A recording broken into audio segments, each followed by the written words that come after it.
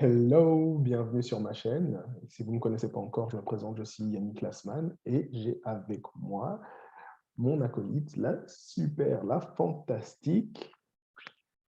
Viviana, je me présente, je m'appelle Viviana, je suis experte Life Love et surtout dans le comment aller au-delà de la maladie pour trouver la vie et l'amour.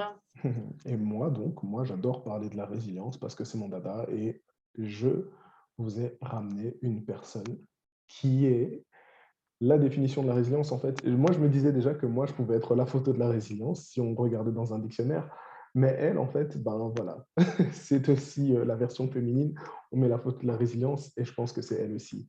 Et donc, rien de tel qu'avoir deux personnes avec deux vécus pour vous parler de comment grandir ou comment survivre, en fait, lorsqu'on a évolué dans un environnement instable.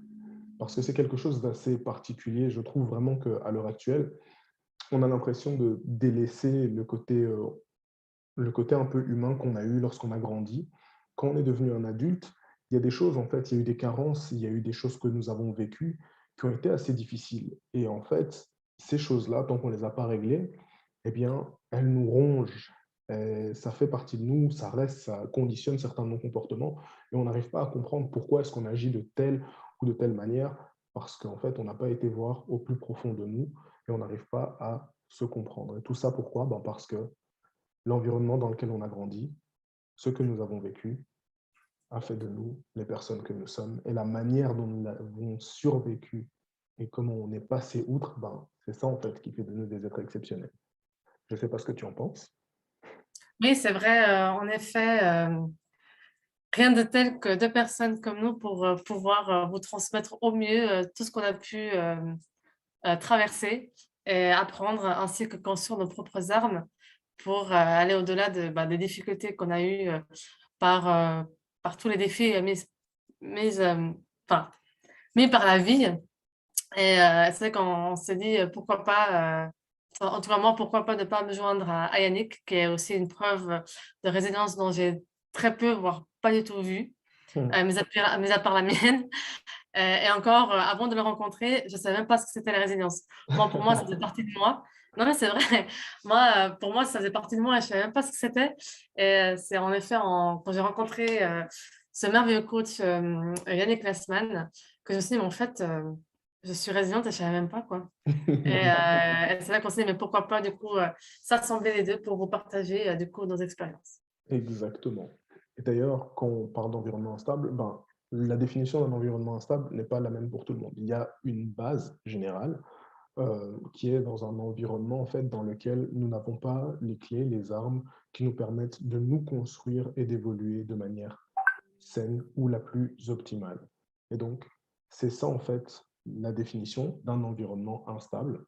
Et pour moi, mon environnement instable, eh bien, c'était un environnement dans lequel ben, ma figure éducationnelle, mon tuteur, eh bien, était quelqu'un d'extrêmement ben, violent, qui n'était pas forcément quelqu'un qui était présent. Il y a eu des choses négatives, très très négatives, qui ont fait que j'ai pu construire des choses très très positives pour arriver à moi, me construire et être la personne que je voulais être, que je souhaitais devenir.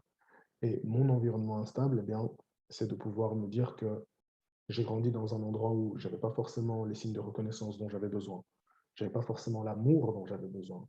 Je n'avais pas forcément le soutien dont j'avais besoin et la bienveillance qui était nécessaire pour pouvoir grandir. Et encore au-delà de ça, la stabilité, parce que vivre dans un environnement précaire où on ne sait pas ce qu'on va manger le lendemain pendant plusieurs jours, plusieurs semaines, et même, c'est quelque chose qui est assez difficile. Et après, les moyens de pouvoir avoir en fait les besoins primaires, de pouvoir s'acheter en fait certains vêtements, certaines chaussures, certaines autres choses dont on a besoin en fait en tant qu'adolescent pour grandir. Et en fait, ces choses-là font que j'ai grandi avec des carences. Et une de mes plus grandes carences, c'était en fait, j'ai grandi en me disant, je ne peux rien demander à personne parce qu'à chaque fois que je demandais quelque chose à quelqu'un ou quelque chose qui était important, ben, en fait, je l'avais jamais. Donc, moi, j'ai grandi en me disant, ben, le monde tel qu'il est, personne ne peut me donner ce que je veux par moi-même. Et c'est comme ça, en fait, que je me suis rendu compte que c'était plus faisable et que c'était plus vivable, en fait, de me dire que cette chose-là m'a tellement marqué que je pouvais couper les liens avec le monde extérieur et me dire que je n'ai rien à demander au monde extérieur et que je n'ai rien à attendre du monde extérieur, en fait. Tellement c'était toxique et malsain et que ça m'avait abîmé. Et donc, moi, ça fait partie des choses qui m'ont marqué lorsque j'ai grandi dans un environnement malsain. Et il y a encore d'autres choses, bien entendu, mais avant toute chose, ben, je vais laisser Viviana donner sa définition d'un environnement qui était malsain, qui était difficile pour elle.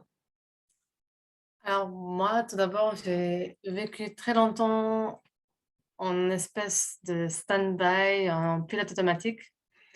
Donc, faut savoir que je suis née avec une maladie cardiaque.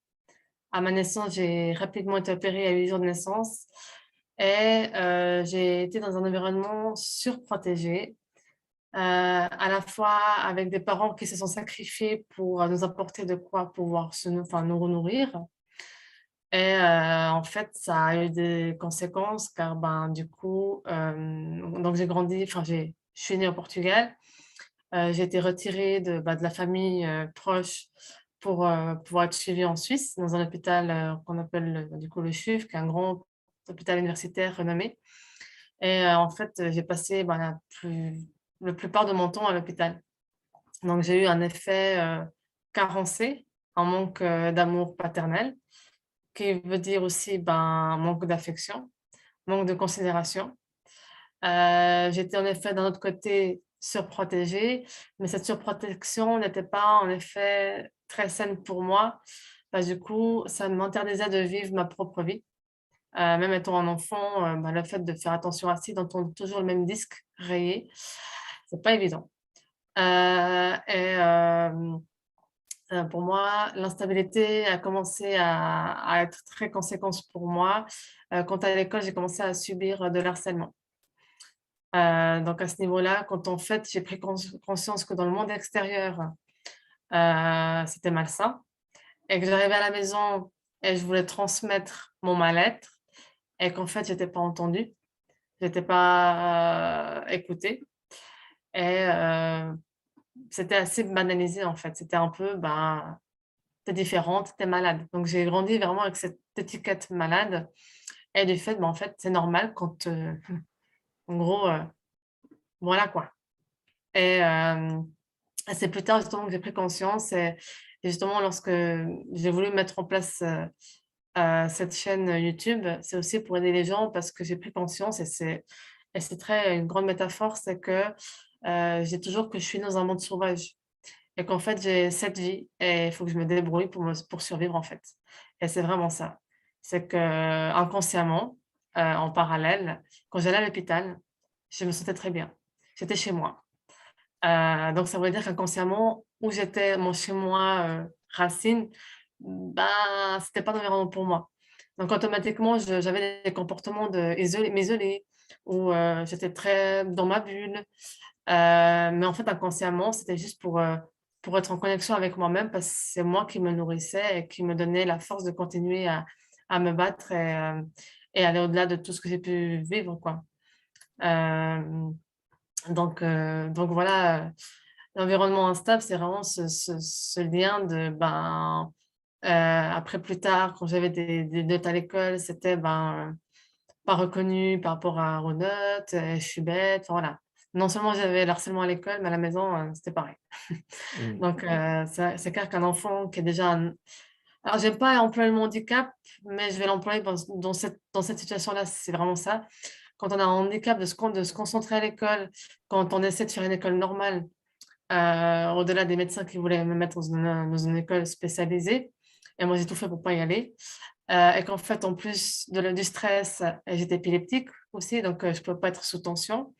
Donc ça commence vraiment à être un handicap, de réussir à avoir des bonnes notes à l'école, sachant que j'ai vécu pendant 3 ans le harcèlement scolaire Mais et qu'en plus attends, parce que moi j'aimerais t'interrompre pour te dire que, en fait, un handicap, est-ce que pour toi, un handicap, c'est seulement quelque chose qui arrive lorsque on est atteint de quelque chose ou c'est quelque chose qui arrive lorsqu'on manque de quelque chose? Ou c'est les deux? Pour moi, le handicap, c'est lorsque ça nous empêche de faire quelque chose. Ah, bah, c'est encore mieux. Bah, c'est vrai, c'est pas mal du tout parce qu'en fait, quand tu parles de handicap, c'est vrai que le fait de ne pas avoir en fait, les moyens de pouvoir se permettre, c'est un handicap. C'est ça.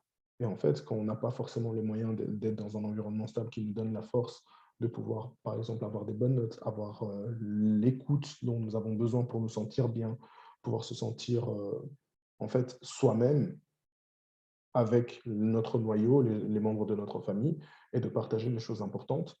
Lorsqu'on n'arrive pas à faire ça, en fait, chez soi, pour pouvoir être sûr que nous sommes normaux dans notre normalité, dans notre vision de la normalité, c'est un handicap.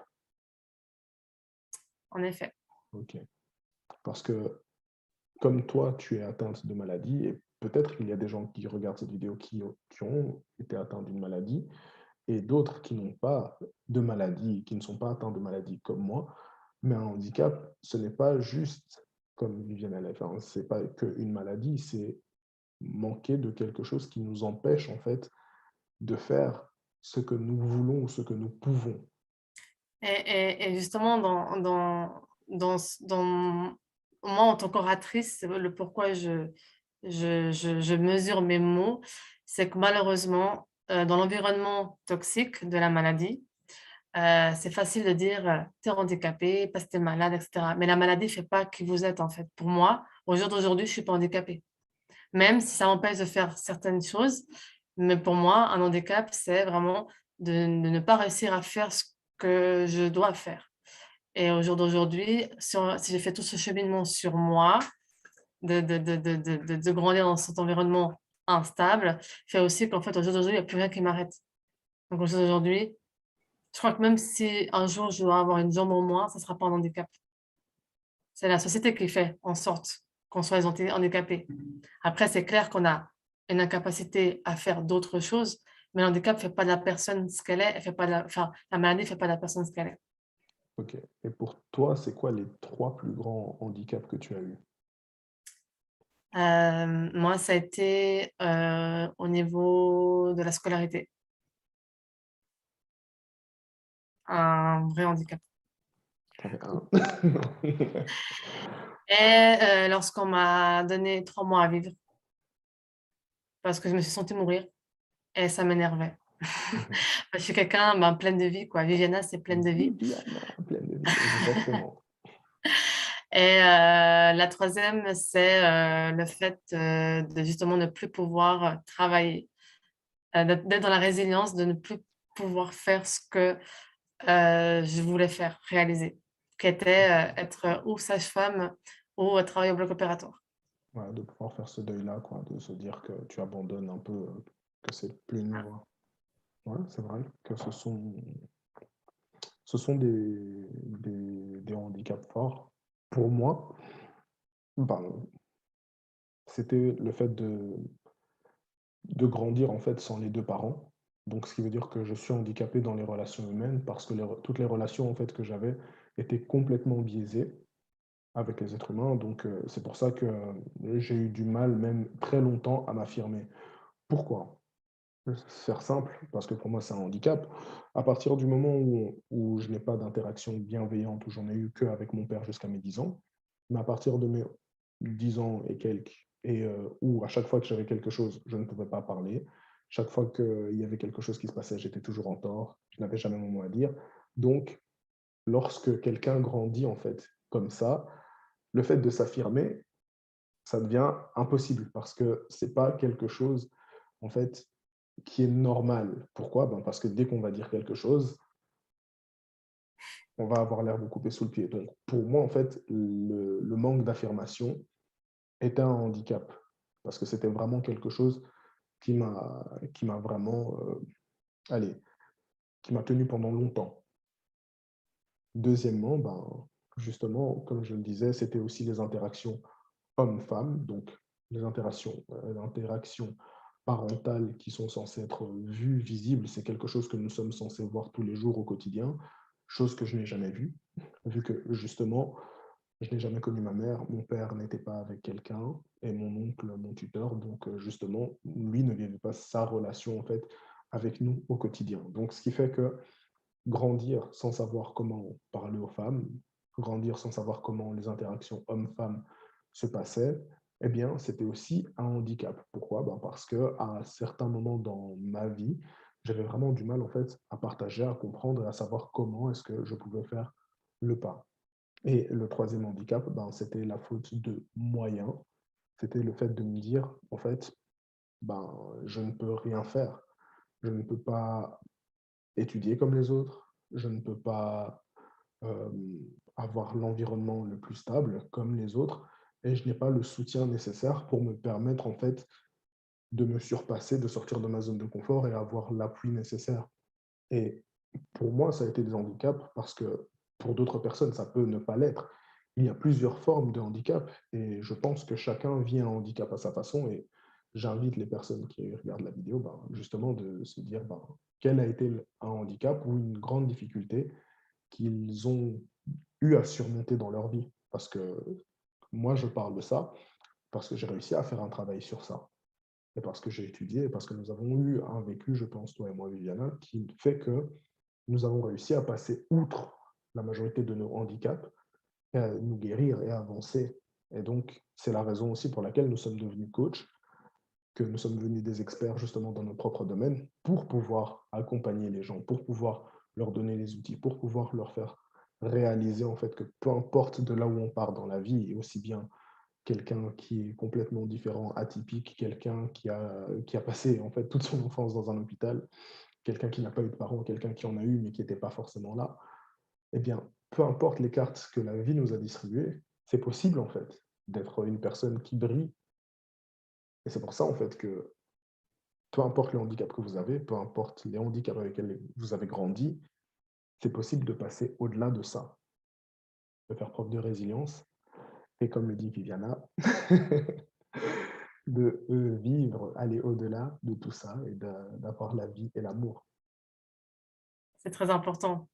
Et justement, pour compléter, moi, ce qui m'a sauvé la vie, et je pèse mes mots, c'est qu'en fait, l'amour venait des médecins, venait des infirmières, des aides-soignants. Du coup, en fait, heureusement, j'ai envie de dire que j'étais 70% du temps à l'hôpital. Parce que du coup, j'ai pu interagir avec d'autres personnes et du coup, créer ce lien spécial avec d'autres piliers qui ont permis aussi que je me dise, bah, en fait, enfin, on dit que rien n'arrive par hasard dans la vie et c'est vraiment ça. Des fois, les choses se passent d'une façon où on ne contrôle pas, on ne comprend pas trop. Mais aujourd'hui, après 30 ans de travail sur moi aussi, je me dis, mais heureusement, en fait, que j'avais d'autres personnes qui me soutenaient et qui, en fait, m'apportaient ce dont j'avais besoin. Et que ces personnes-là, c'est les premières qui m'ont dit, vas-y, écris un livre. Parce qu'en fait, il faut que le monde sache comment on peut vivre dans un environnement comme ça et avoir une maladie et aller au-delà et battre tous les barrières et tous les obstacles. Donc, c'est vraiment une chance. J'aurais dû prendre le livre et faire: «Eh oui, et je l'ai!» Bon, il est derrière, enfin voilà, dans ma bibliothèque, donc mais je le lis et c'est un excellent livre et ça vous met une claque. Franchement, le livre me donne des frissons, réellement, parce que en fait, un des moments poignants de l'histoire de Viviana, et elle l'a dit plus tôt dans la vidéo, eh bien, c'est lorsqu'on lui a annoncé qu'elle n'avait plus que 3 mois à vivre. C'était un moment, hein, donc vous en faites pas, elle est elle va tous nous enterrer, hein, forcément. Hem, mais la manière de voir, en fait, les choses et les actions qu'on va entreprendre lorsqu'il nous reste 3 mois à vivre, waouh! Waouh! Réellement. Et justement, au-delà de ça, moi, ce que je voulais dire aussi, c'est que, justement, tu as parlé d'avoir un environnement sécure, parce que l'environnement sécure, en fait, c'est une, des clés de la résilience, qui est justement de se créer un environnement dans lequel on peut exister, dans lequel on peut avoir une importance, dans lequel on peut interagir, en fait, avec des gens bienveillants. Et ça, lorsqu'on ne l'a pas trouvé dans notre noyau, eh bien, on est censé le trouver ailleurs. Moi, la manière dont je l'ai retrouvé, eh bien, c'était au travers de mes amis. Heureusement, je suis quelqu'un de très, très sociable, mais je pense aussi que j'avais cette dépendance, en fait, amicale ou ce besoin de me connecter aux gens. Et donc, c'est pour ça que j'ai eu énormément d'amis dans ma vie et énormément de personnes, en fait. avec qui j'ai créé des liens forts. Et dans ces relations-là, eh bien, j'ai été, entre guillemets, intégré familialement. Donc, mes amis, et je pense que c'était aussi une des grosses clés vis-à-vis de mon grand frère, c'était en fait notre environnement sécure, en fait, c'est créé à l'extérieur. Donc, notre famille, les amis, sont devenus en fait une famille qui nous a permis de créer un environnement sécure pour surmonter en fait cette instabilité. Et donc, moi, c'était mes amis qui étaient les voisins, les amis du quartier avec qui je me suis retrouvé communautairement, d'autant plus que ben, moi, je n'ai pas grandi avec ma culture, forcément, vu qu'on était vraiment installé en Belgique et que on s'est complètement déraciné parce qu'on ne voulait pas parler la langue, parce que voilà. Et je pense que même plusieurs personnes avec leur culture, avec leur héritage, parfois, en fait, pour l'intégration, eh bien, on bâcle notre héritage. Et c'est à nous d'aller le chercher. Moi, je n'ai pas été le chercher au niveau du Congo, mais j'ai été le chercher au niveau de l'héritage par mes amis belges, des Méditerranéens, des Nord-Africains et forcément des Africains. Et donc, j'ai été en fait chercher tous ces héritages-là pour me construire moi. Et c'est ça, cet environnement sécure que j'ai construit. Et j'imagine que toi aussi, en dehors de l'hôpital, tu as dû créer un environnement sécure. Ah bah oui, moi, je suis allée chercher le Congo. Ah bah ouais. Moi, les escapades, le peu que j'étais à la maison, mes escapades, c'était avec mes voisins, qu'encore aujourd'hui, ça fait 25 ans qu'on se connaît, donc c'est rare une amitié comme ça. Mais oui, moi, j'ai grandi avec une team familiale et c'est beau de voir qu'en fait, 25 ans plus tard, même si on s'est pas revus, on se revoit que maintenant, ben, c'est toujours beau à voir. Et ouais, moi, je suis allée plus, je sais pas, j'avais mon essence qui me disait que peut-être c'était la musique africaine qui allait m'aider. D'ailleurs, je vais pas spoiler le livre, mais c'est aussi dans ces événements-là où avant de me faire opérer du cœur, quand j'ai préparé mes 3 mois, au cas où, mais en effet, un de mes rêves était de rencontrer un groupe de musique et c'est la musique africaine qui était dans ma tête dans les 3 dernières secondes avant de m'endormir du bloc opératoire. Kizomba. Mais Ah du coup, ouais. c'est vrai qu'on va chercher dans la culture ailleurs parce qu'on a besoin de savoir comment ça se passe. Enfin, moi, je ne sais pas pour toi, Yannick, mais j'avais ce besoin de curiosité, en fait, de savoir comment ça se passe dans les autres familles. Est-ce que c'est que dans la mienne? Enfin, et tout ça un peu inconsciemment, en fait. Se dire, mais est-ce que c'est que dans la mienne ou est-ce que c'est aussi chez les autres? Enfin, voilà. Et Ouais. c'est vrai que paradoxalement, j'attirais à moi des personnes un peu qui ont un même vécu similaire. Et du coup, ensemble, ben, en fait, on s'est soudés, puis on a surmonté, ben, c'était les plus belles années, quoi. Ah oui, ça c'est vrai.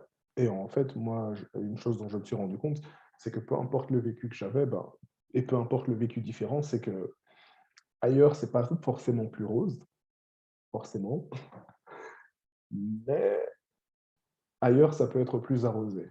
Et c'est de justement, parce qu'on dit l'herbe n'est pas plus verte ailleurs, c'est pas forcément ça que je veux dire, parce que je parle de rose et puis je passe au vert.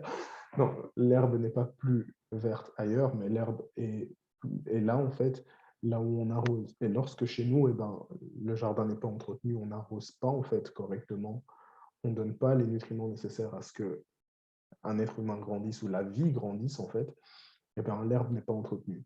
Et c'est justement parce qu'on va puiser cette eau, en fait, cette source, dans des endroits où on peut s'abreuver, où on peut grandir, que c'est comme ça, en fait, qu'on fait preuve de résilience et qu'on sort de là où nous sommes, de l'environnement instable, et qu'on va justement dans un environnement stable pour pouvoir bénéficier de cette place que nous avons, pour pouvoir coexister au travers d'une communauté, pour pouvoir justement avoir des interactions, avoir de la bienveillance et avoir des éléments qui nous permettent de grandir, d'évoluer, de nous affirmer, de nous comprendre et de voir en fait quelle importance et quelles choses nous pouvons faire et comment est-ce qu'on peut interagir en fait avec autrui. Et je pense Mhm. que toi aussi c'est pareil. Oui, bien sûr, le plus important. C'est, c'est en fait mais en fait, c'est paradoxal parce que quand tu vois qu'ailleurs, c'est mieux arrosé, mais qu'il y a aussi un côté un peu similaire. En fait, ça donne un moment au cœur. Je sais pas si c'est parce que je veux dire, tu te dis, en fait, ça va, je suis pas trop mal, quoi. Psychologiquement, je suis pas trop mal. Tu te dis un peu, en fait, ça va, je contrôle le truc. Ouais, mais je pense que c'est ça, en fait. Je pense que, tu vois, le fait que nous soyons dans une instabilité quelque part, c'est parce que, je pense que toi, ce que tu arrivais à supporter était différent de ce que les autres arrivaient à supporter. Et ce qu'ils arrivaient à supporter, ils n'auraient pas, ça n'aurait pas été la même chose, en fait, si on Non. transposait les situations, tu Ouais, vois? Et en je effet. pense que voir juste quelque chose d'instable de l'autre côté, ça nous permet, en fait, de grandir et de nous dire: «Ah ouais, ça va, moi, j'y arrive. Moi, c'est pas aussi catastrophique». Ou Voilà, et en fait, ça donne un peu plus de force et de courage pour continuer à aller dans ta direction, de te créer ton identité. C'est vrai qu'après, je pense que tu as aussi eu ça, c'est qu'après, tu dis, mais en fait, ça, j'aime pas. Puis ça, en fait, enfin, quand tu vois, et moi, paradoxalement, en fait, les parents des autres me traitaient mieux que, que les enfants. la Et du coup, base. moi en fait, j'avais un peu un espèce d'équilibre. Et quand après, parce que moi, j'avais le CHUV comme sécurité, mais j'avais aussi une fois par année repartir au Portugal, retrouver ma famille. Et là, en fait, comme on va dire que la maladie était, on va dire, un peu surdosée, et ben, j'étais un peu la chouchou, enfin, je vais pas me le cacher, hein. Je suis un peu la petite fille malade, quoi. Mais c'était pas malsain. C'était la petite fille malade du style, oh, on va lui donner plein d'amour. C'est plus ça. Du coup, en fait, ça contrebalançait le temps que j'ai les forces d'aller au-delà de tout ça. Mmh. Ouais, je comprends très bien parce que moi, j'étais aussi, le petit ourson à qui on devait aussi donner plein d'amour parce que, bon, voilà, je dis ça, mais après mes 14 ans, je faisais déjà 1,75 m donc j'étais le petit sans être le petit et donc Ouais, comme c'est ça moi. aussi. Voilà et donc parmi toutes les choses, en fait, que nous pouvons faire, que nous avons pu mettre en place, je pense aussi qu'il y a ce besoin, en fait, de se sentir aidé et lorsqu'on est dans un environnement bienveillant et lorsqu'on s'entoure en fait de personnes bienveillantes, eh bien, on reçoit cet amour, on reçoit cet encadrement qui nous permet en fait de pouvoir avoir de quoi se construire réellement. Et c'est ça qui fait toute la différence. Mais bien entendu, sortir d'un environnement malsain, c'est une des premières étapes pour se construire. Mais Je que dirais devrait-on même, faire? je dirais même la première étape, c'est de prendre conscience. Ouais, Deuxième étape, le courage. Et troisième, partir. Enfin, se reconstruire. ouais. Parce que ça arrive pas que dans un seul endroit en fait. C'est les environnements malsains, on les rencontre partout. On peut le rencontrer au travail, on peut le rencontrer dans une relation et on peut le rencontrer, ben, pire encore, chez soi, lorsqu'on est tout seul, livré à soi-même. C'est ça. Et on ne se rend pas compte en fait que parfois on peut être notre propre poison. Et c'est pour ça que ben, fuir, c'est vrai que voilà, mais la première des choses, c'est de pouvoir le réaliser, comme tu l'as dit. Parce que le fait de pouvoir voir que quelque chose ne va pas, c'est déjà la première étape. Après, Après, c'est de comprendre. lorsqu'on comprend, lorsqu'on arrive à réaliser pourquoi est-ce que ce qui nous arrive, parce que beaucoup de gens pensent que ben, c'est pas de leur faute ou qu'ils n'ont pas forcément quelque chose parce que c'est la vie qui veut ça. Moi, j'ai envie de dire, ok, c'est la vie qui veut ça, ok, c'est pas de ta faute, mais c'est ta responsabilité. Tu as des moyens, on a tous des moyens, on a tous des jambes, on a tous des bras, on a tous un cerveau. Si on n'a pas de bras, pas de jambes, on a quand même un cerveau, on a quand même une bouche, on est doté d'intelligence et donc nous avons un pouvoir de levier sur ce qui nous arrive. Donc peu importe la situation dans laquelle on est, peu importe en fait l'environnement dans lequel on est, et peu importe, tant qu'on arrive à ouvrir les yeux et à comprendre pourquoi ça se passe, eh ben, c'est comme ça qu'on peut passer à l'action. Mais je pense que les gens vont demander quel est l'outil pour toi pour passer à l'action. Moi, Ouais. euh, j'ai envie de dire une bêtise. J'ai envie de vous dire, quand vous connaissez la mort, il n'y a pas le choix, quoi. OK. Ouais, C'est ça c'est sûr. ouais, ça c'est il y a pas plus autre échappatoire plus radical. Voilà. Non, mais vraiment, mais je pense qu'en fait, les gens, on peut pas, s'il y a bien une chose que mon expérience a eu, c'est qu'on peut pas les L'expérience obliger prouve que... les obliger à ouvrir les yeux. Mais c'est juste leur dire: «Bah, écoute, tu qu'une vie». Moi, il y a une phrase, il y a une question que j'aime bien poser, c'est, «Si il te reste 24 heures à vivre, qu'est-ce que tu regrettes?» Et là: «Ah ouais, mais oui, la vie, elle dure, en effet, il y a une durée quand même dans la vie». Et c'est vrai que, de sensibiliser à ça, maintenant on peut pas faire à leur place, mais moi c'est vraiment ça, c'est faire face à la vie. Faire face en fait, mais OK, mais si tu as 24 heures à vivre, tu fais quoi? Ah, ah ouais, ouais, en effet. Du coup, tu veux faire quoi maintenant? Tu veux changer quoi dans ta vie? Ah mais du coup, voilà. Ouais. Moi, moi, de mon côté, en fait, c'est de dire, en fait, comment tu vis l'idée d'abandonner le bonheur,